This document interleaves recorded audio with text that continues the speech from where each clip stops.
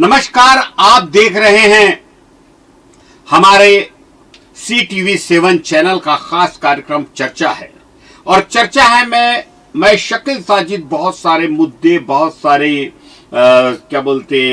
चर्चाएं, बहुत सारे बिंदु, बहुत सारी विधाएं पे चर्चा लेकर जो सामयिक है उन्हें लेकर हाजिर हूं। भारतीय वेट लिफ्टिंग की स्टार खिलाड़ी मीराबाई चानू आज कामयाबी की मिसाल है, लेकिन उनकी इस कामयाबी के पीछे संघर्ष, त्याग और अटूट मेहनत की लंबी कहानी है। मणिपुर के एक छोटे से गांव से निकलकर विश्व मंच तक पहुंचने वाली मीराबाई का सफर आसान नहीं। ट्रेनिंग के शुरुआती दिनों में मीराबाई को रोज करीब 25 किलोमीटर दूर इम्फाल जाना पड़ता था। आर्थिक तंगी के कारण उनके पास आने जाने का साधन नहीं था, इसलिए वे अक्सर ट्रक ड्राइवरों से लिफ्ट लेकर अभ्यास के लिए पहुंचती। टोक्यो ओलंपिक में सिल्वर मेडल जीतने के बाद उन्होंने उन ट्रक ड्राइवरों और हेल्पर्स को सम्मानित कर अपना आभार भी जताया। साल 2016 के रियो ओलंपिक में मिली निराशा के बाद मीराबाई डिप्रेशन में चली गई थी और संन्यास लेने तक का विचार किया, लेकिन उन्होंने हार नहीं मानी। खेल वैज्ञानिकों की मदद ली और अपनी तकनीक पर लगातार मेहनत की। नतीजा ये रहा कि 2017 की विश्व वेट लिफ्टिंग चैंपियनशिप में उन्होंने गोल्ड मेडल जीतकर दमदार वापसी की। मीराबाई को वेट लिफ्टिंग के साथ साथ डांस का भी शौक है और वह अभिनेता जी हां सलमान खान की बहुत बड़ी प्रशंसक है। हाल ही में उन्होंने कॉमनवेल्थ गेम्स में लगातार तीसरी बार अपनी कैटेगरी में गोल्ड मेडल जीतकर नया रिकॉर्ड, विश्व रिकॉर्ड अपने नाम किया है। मीराबाई चानू की कहानी ये साबित करती है कि मेहनत, धैर्य और कॉन्फिडेंस के दम पर हर मुश्किल को हराया जा सकता है।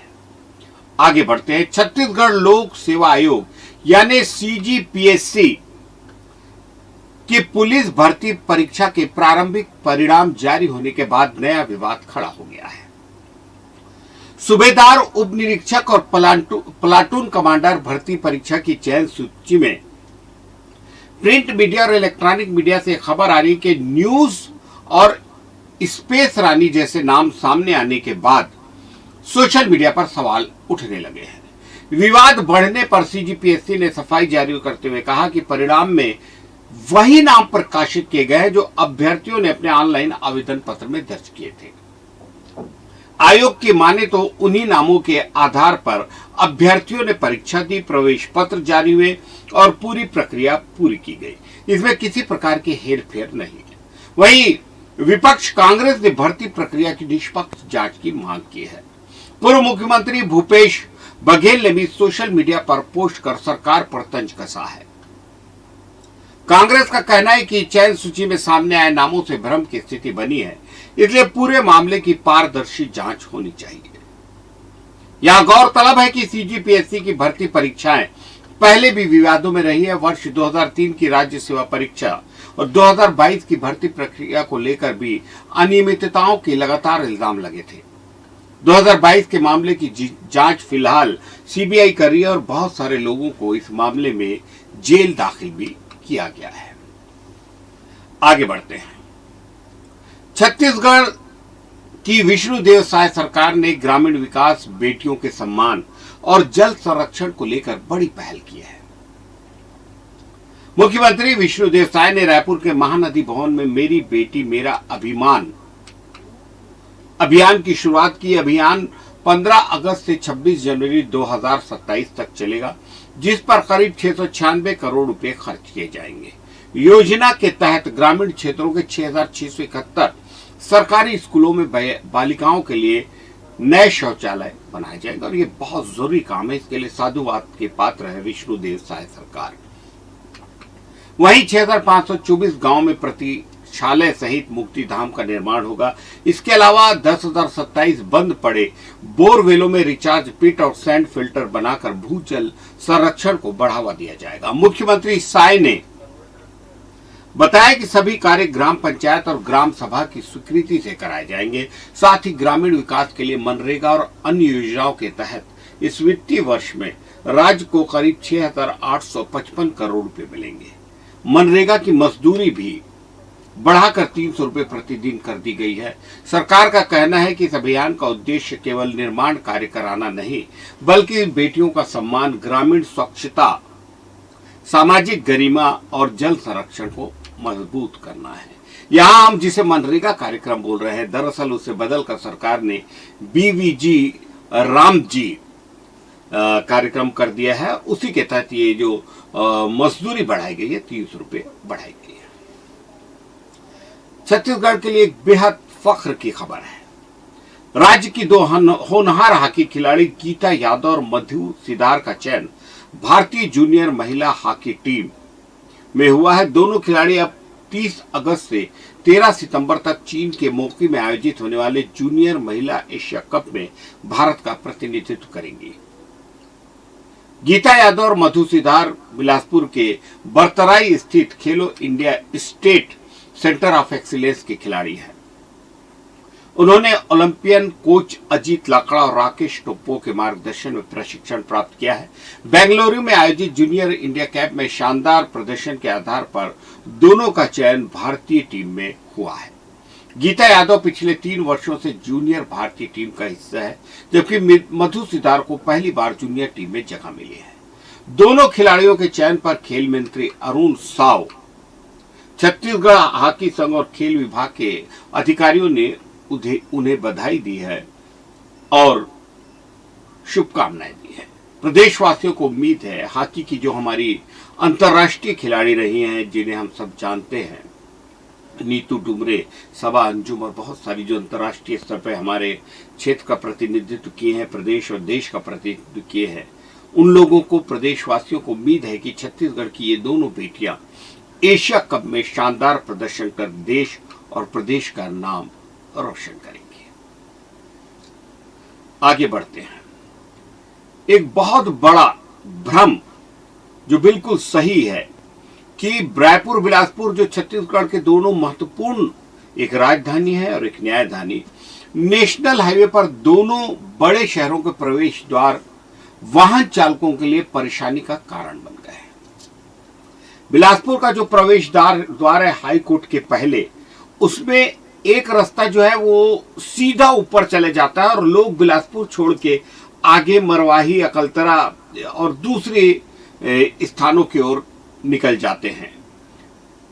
उसी तरह रायपुर में जो प्रवेश द्वार है, जो सिलतरा साकरा के बाद शुरू होता है, उसमें भी जो बाएं मुड़ने का संकेत है वो इतना धुंधला है, इतनी छोटी सड़क दी गई है कि अक्सर वाहन चालक सीधे ऊपर चढ़ जाते हैं आपके हाईवे पे, फ्लाईओवर पे, और सीधा सीधा वो लोग टाटीबंध पहुंच जाते हैं। ये तो बिल्कुल बहुत बड़ी समस्या है और पता नहीं क्यों सड़क निर्माण विभाग, पीडब्ल्यूडी या जो भी सड़क का निर्माण करता है, वो इस परेशानी को या तो देख नहीं रहे हैं या इसे दूर करना नहीं चाह रहे हैं। रायपुर और बिलासपुर के एंट्री पॉइंट पर खराब डिजाइन, जैसा मैं बता रहा था, और स्पष्ट संकेतकों की कमी के चलते लोग अक्सर सही रास्ता छोड़कर आगे निकल जाते हैं। हम लोगों के साथ भी 2-4 बार ये हुआ है। बिलासपुर की ओर से रायपुर आने वाले कई वाहन चालक शहर में प्रवेश करने के बजाय सीधे टाटी पॉइंट पहुंच जाते हैं उस फ्लाईओवर पे ऊपर चढ़ के। वहीं रायपुर से बिलासपुर जाने वाले लोग पेंड्रीडीह के पास शहर का मोड़ चुककर जांजगीर की ओर निकल जाते हैं, जो मैंने आपको बताया था, अकलतरा, जांजगीर, मरवाही, माफ कीजिएगा आपका, और आगे उधर चले जाते हैं। ये पूरा रास्ता बताते हैं रायगढ़ तक जाता है। ऐसे में कई किलोमीटर आगे जाकर यू टर्न लेना पड़ता है, जिससे वक्त और ईंधन दोनों की बर्बादी होती है। विशेषज्ञों का कहना है कि सड़क सुरक्षा मानकों के अनुसार मोड़ से पहले स्पष्ट साइन बोर्ड, रोड मार्किंग और चेतावनी संकेतक होना जरूरी है। फिलहाल कैश बैरियर और दिशा संकेतक लगाकर इस समस्या को काफी हद तक कम किया जा सकता है। वहीं लोक निर्माण मंत्री अरुण साव जी ने इस संदर्भ में कहा है कि तकनीकी टीम से पूरे मामले की जांच कराई जाएगी। जो हमारे उप मुख्यमंत्री हैं, लोक निर्माण मंत्री अरुण साव, और बिलासपुर के लोरमी का प्रतिनिधित्व करते हैं और इस क्षेत्र से बहुत अच्छे से वाकिफ है। हमें पूरी उम्मीद है कि अगर उन्होंने संज्ञान लिया है तो बहुत जल्द कार्रवाई होगी। जांच के बाद आवश्यक सुधारों पर निर्णय लिया जाएगा। हालांकि उन्होंने यह भी स्पष्ट किया कि ये सड़क राष्ट्रीय राजमार्ग प्राधिकरण यानी NHAI का हिस्सा है, उसके अधीन है। बहरहाल अगर उप मुख्यमंत्री या लोक निर्माण मंत्री अरुण साव जैसा दमदार नेतृत्व कोशिश करता है तो बिलासपुर के सांसद तोखन साहू जो केंद्रीय राज्य मंत्री हैं वो भी इस पे अगर संज्ञान लेते हैं और इस पे रुचि लेते हैं तो बहुत जल्द बिलासपुर और रायपुर के लोगों को एक भव्य प्रवेश द्वार और एक भूल भलैया से छुट्टी मिलेगी, ऐसा हमारा स्पष्ट सोचना है। आगे बढ़ते हैं, एक और बड़ी खबर जो आज प्रिंट मीडिया में आई है और हमने सोचा कि अब इस खबर को अपने दर्शकों को, बहुत सारे लोगों को बताना, उनसे उस पर चर्चा करना बेहद जरूरी है। गैस लाइन बिछ रही है, शहर में गैस लाइन से गैस की आपूर्ति होगी। बीच में ये जो ईरान और इजराइल का युद्ध था, इसमें गैस की बहुत किल्लत थी और तब से 25 दिनों में ही गैस सिलेंडर मिलता है 14 किलो का, उसके पहले नहीं मिलता है, नए कनेक्शन दिए नहीं जा रहे हैं। इस बीच ये गैस लाइन शहर में बिछाई जा रही है। फाफाडी इलाके जिसके ट्रैफिक जाम के बारे में अक्सर कई बार बातें हो गई हैं, वहाँ पे गैस लाइन बिछाना शुरू किया गया है। लेकिन इससे सबसे बड़ी बात है जो गंज थाना चौक है, अजंता होटल चौक है, जो बिलासपुर जाने का रास्ता है, पूरे दिन भर रात भर जाम रहता है और इससे कब निजात मिलेगी। पिछले एक हफ्ते से ये जाम है और कब निजात मिलेगी ये कह पाना मुश्किल है। उसी तरह रमण मंदिर का जो मार्ग है उसके सामने से, क्योंकि वो जो कट था वहां से गैस पाइपलाइन चली गई है, खुला कट है। कोई भी अगर पुराना व्यक्ति अंदाजे में उधर से मुड़ता है तो एक बड़ी दुर्घटना हो सकती है। और आगे भी जो पूर्व विधायक देवजी भाई पटेल के सामने भी कट है, तो ये एक दो कट खुले रखने चाहिए। उसके आगे तो पीली बिल्डिंग वाला कट है जो एक चौराहे जैसा है जहां पे अक्सर जाम होता है।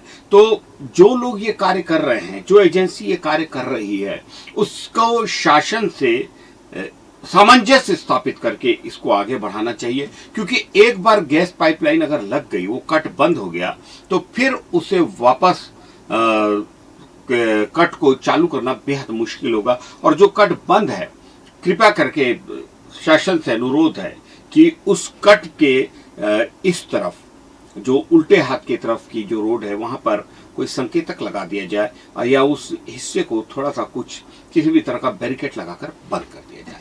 बहरहाल मेन मुद्दा जो है, छत्तीसगढ़ में पहली बार मिलेगा 10 किलो का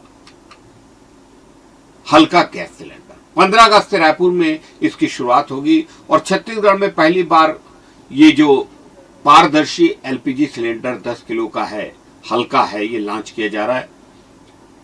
इसे पूरे प्रदेश में 15 अगस्त के बाद रायपुर में करने के बाद चरणबद्ध तरीके से उपलब्ध कराया जाएगा। ये सिलेंडर पारंपरिक लोहे के सिलेंडर की तुलना में काफी हल्का, जंग रहित फाइबर ग्लास और पॉलीमर से बना है, थोड़ा आकर्षक भी दिखता है। इसकी पारदर्शी बॉडी की वजह से उपभोक्ता आसानी से देख सकेंगे कि सिलेंडर में कितनी गैस बची है। ये एक बहुत बड़ी सुविधा है। नए कनेक्शन के लिए लगभग 3,000 रुपए की रिफंडेबल सुरक्षा राशि और करीब 250 रुपए रेगुलेटर के लिए जमा करने होंगे। कनेक्शन बंद कराने पर सुरक्षा राशि वापस मिल जाएगी। रायपुर में 10 किलो सिलेंडर का एक रिफिल की अनुमानित कीमत 715 से 730 रुपए के बीच होगी। बुकिंग गैस एजेंसी या पेट्रोलियम कंपनियों के मोबाइल ऐप के माध्यम से की जा सकेगी। दावा है कि ऑनलाइन बुकिंग के, जी हाँ ये दावा है, ऑनलाइन बुकिंग के बाद सिलेंडर 4 घंटे के भीतर आपके घर पहुंचा दिया जाएगा। ये सुविधा नए और पुराने दोनों घरेलू गैस उपभोक्ताओं के लिए उपलब्ध रहेगी। नया कनेक्शन लेने के लिए आधार कार्ड, आवेदन पत्र और शपथ पत्र की आवश्यकता होगी। बीपीसीएल के अनुसार 15 अगस्त से सभी एजेंसियों पर यह सिलेंडर उपलब्ध कराया जाएगा। 10 किलो का हल्का और पारदर्शी सिलेंडर, और तमाम ग्राहकों से जो गैस वो उपयोग में लाते हैं गैस सिलेंडर, उनसे एजेंसियों ने, पेट्रोलियम कंपनियों ने और गैस एजेंसियों ने यह अनुरोध किया है कि 15 अगस्त के बाद ऑनलाइन आवेदन देकर वो अपना अपना गैस सिलेंडर ले लें। ये हमारी आज की चर्चा थी। हमारी ये चर्चा आपको कैसी लगी, अपनी प्रतिक्रियाओं से हमें जरूर अवगत कराएं। आज के लिए इतना ही, इजाजत दीजिए शकील साजिद को। जय जवाहर।